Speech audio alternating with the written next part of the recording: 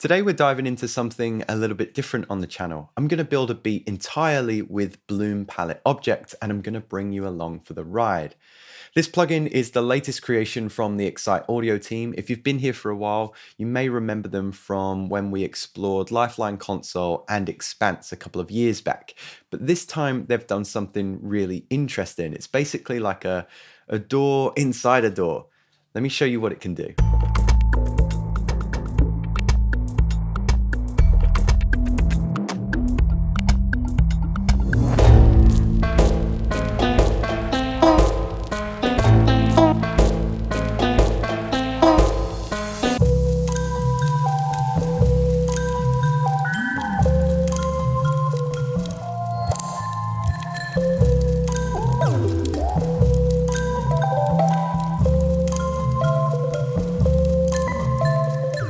Straight off the bat, Bloom Palette Object is delivering an assortment of sounds to paint your canvas rather than just a single lane, which was kind of the focus of the other Bloom plugins.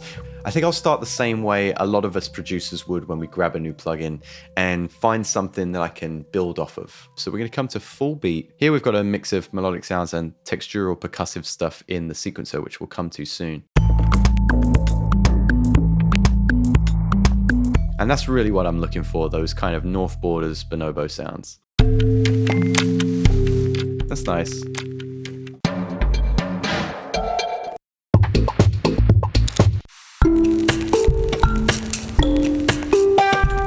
This is the one. So straight off the bat, before we dive into anything, what I'm going to do is just come over here to edit and turn off the noise parameter. As you can see at the bottom here, and we'll dive into this whole kind of sample editor and sequencer in a bit.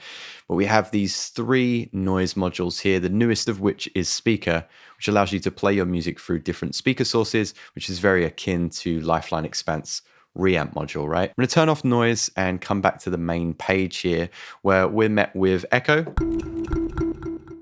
We have smooth, which is like a glue compressor, and a little bit of volume there as well. We have tape saturation, and we have width.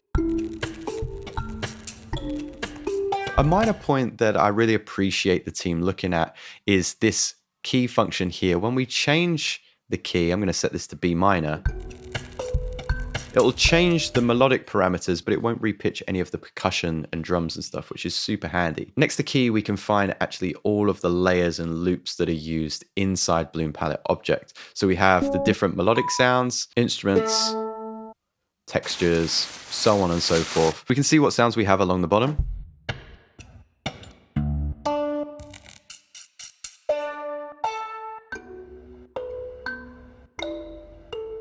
Cool, I really like these last three sounds, but I don't really love this on the F here. So I'm actually going to swap that for, yeah, oh, that's really nice. So let's just drag that down onto 11. Now we have that, and you can see that it's automatically repitched as well. So we have 14 sounds to work with the white keys along the bottom. The first 5 black keys will edit these sounds. So if we use this as an example, we can half time that sound. We can reverse it. And then we can do our pitch bend stuff as well. And then the next 5 black keys are actually our sequenced elements. So that whole palette together. So the bit I'm really excited about is when you come up to the top of the screen, hit edit. Oh my God, this big overwhelming tab, but nothing here is set to confuse you, and it should all be familiar from your DAW. We're of course editing the sample that we've chosen along the top here. So if I hit C, we've got one of the rhythmic parameters, and we've got almost like this kick drum kind of sound here. You can make that longer and it'll play more of a loop. But we're just going to keep that kick drum for now. We've got our various playback options here. I'm going to keep it to 1 shot, so when I hit the key, it plays the whole sample. We've got our playback speeds, different choke options. So if you want like hi-hats to choke each other off, we have that along here. And then we have our different snap to grid options and timing options here, as well as our ADSR and pitch adjustment. So all familiar stuff. In the middle here, new to Bloom Palette Object, is our sequencer and modulation tab. Prior to this, I believe it was called the phrase editor. Let's double check on that. So edit, it was called the phrase player, my apologies. So this is cool that we have this this new element here, and it's where I'm going to spend most of the time in this video. So we have our sequencer here, so we can just kind of like sequence a drum pattern. So if I solo this kick, that's the phrase that's playing inside this loop. And what's really awesome is that you can unlink this from kind of the global swing bar tempo options and create a completely unique, almost like polymeter with this one sequence here. And again, we'll look into more of that in just a second. We also have different options along the top here. Trigger, when is this beat going to trigger? So I can add more beats here, or if it was a longer sample, I could also drag it out. I have probability. So how much of a probability percentage does this have of playing? If I set that to 50%, half the time it will play that kick drum, half the time it won't. Different velocity, pitch, attack, release, timing, and performance options. Performances are really cool, especially for things like hi-hats. I can click on this and set rolls. I'm going to draw in a few more notes. And with some of these notes, let's set performance options like a 4-stroke roll. Over here, we'll set maybe like a flam. And down here, we'll do like a full. So really easy to edit all of these elements here. When we hit modulation, we also have different modulative options along the top here. So I've just turned on pitch. You can imagine that this is going to pitch down and then pitch back up. So there's some really cool stuff that we can do just inside this device. I want to come back over to the sequencer here, but come down to the bottom right at full screen. We're still on performance here, so we're going to go back to trigger, and I'm just going to start working with some of the melodic sounds so that we can build off of this. So I'm actually going to delete any of the percussive sounds and see what we're left with. Cool, I don't mind this texture that is here. I'm going to get rid of this sound. And I don't like this right now. So I'm going to come back to our sample editor, and I'm just going to pitch this up, I think 16 semitones, and change the formant.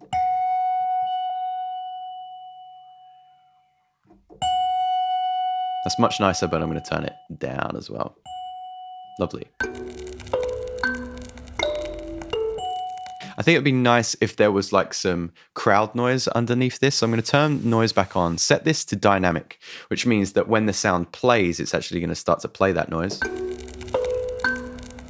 So it's not as constant, but like I said, I'm going to set this to some crowd noise. We have a bunch of different noises that we can use here, from paper rustling to campfire sounds, but I just think the crowd noise is really lovely. So back to the sequencer. From here, I can start building out my beat. I don't think I love the kick drum sound, so I'm going to come back to layers. We've got different rhythmic options here. I'm going to choose just a kick drum, I think, on one here. I do like that sound. The little hi-hat sound is nice. That can be our bass later on, and maybe I'll change 8 and 9 textures too. Let's find some fun, like household textures that we can use. So we'll use this one. Some clicky clacky stuff. Back to our editor, we're in sequencer, and we're going to go to full screen here. We're going to start drawing in kick drums. So let's get a real bonobo kind of pattern going. Dunk, bump, bump, gap. So kind of like an on-beat, offbeat pattern.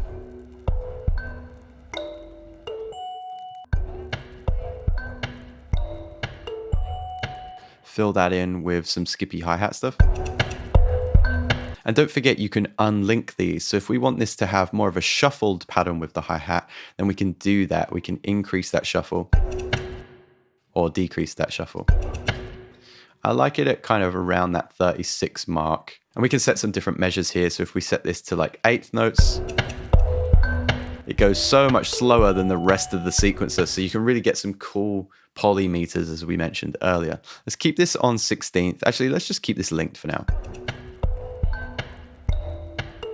Do some offbeat stuff. Okay, we've got this lovely perk here, which I might just change the sample of a little bit. We're using this region here. Let's see what else we've got. My transient isn't quite loud enough to pick up this element here, so I'm going to turn this snap to grid option off so I can pull that transient out and use that element here. Let's go back into our sequencer, start to draw that in.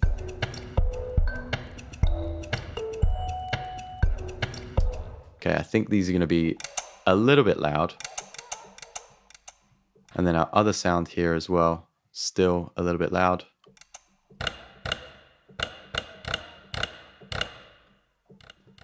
I think I'll pitch that up.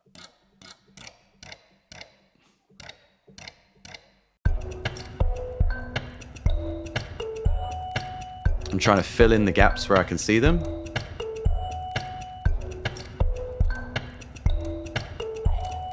I'm not using this lane here,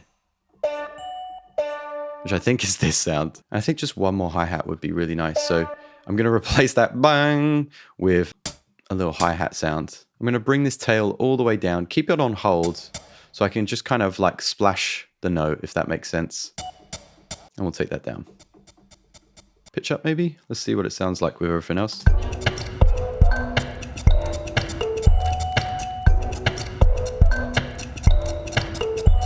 And just on this row, we'll create some extra hi-hats.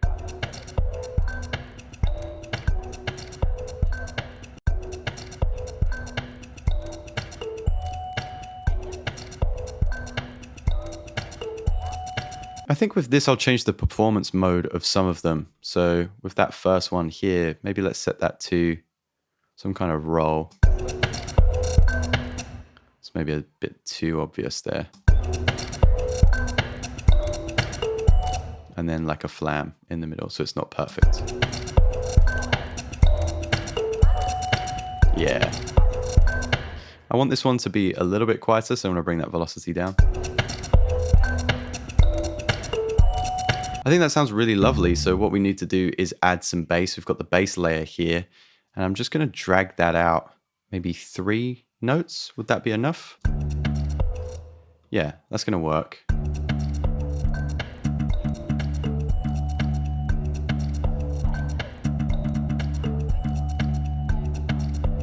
I think the rhythm of that is nice, but I don't love the pitch of it. So I'm going to come down here to pitch and just change that slightly. If we hold shift, it will go to absolute values. Without shift, we can kind of go between those values.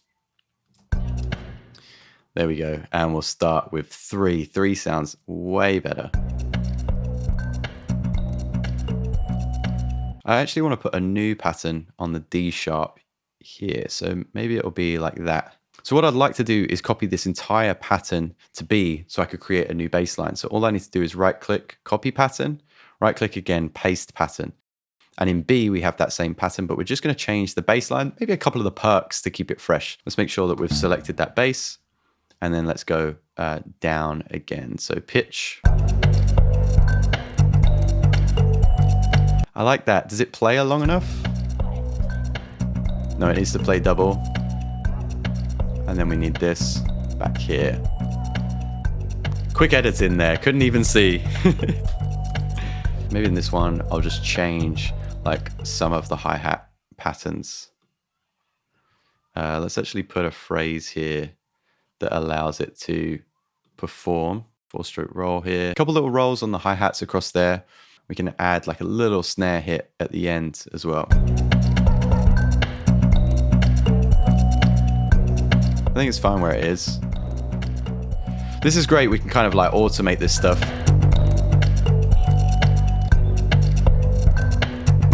Oh, okay. Little bit of width is golden.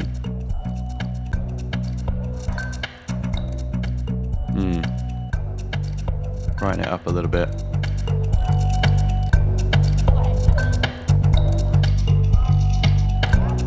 That's a really cool thing to automate. Can we automate that at the end like we just did? Oh, we can. Awesome. So right at the end of this, that's really cool. Which means we can also automate the echoes from time to time. Just here where we get that snare. Ace. So that's Bloom Palette Object. Let me know your thoughts, guys. If you're going to cop this, don't forget that there's always a link in the description if you do. I think at the time of recording this, there might even be a sale on. So make sure you get on that quick. And let me know if there are other legit unique plugins out there that I should deep dive into on the channel. This was super fun. But now, guys, thank you so much for swinging by, and I'll see you next time.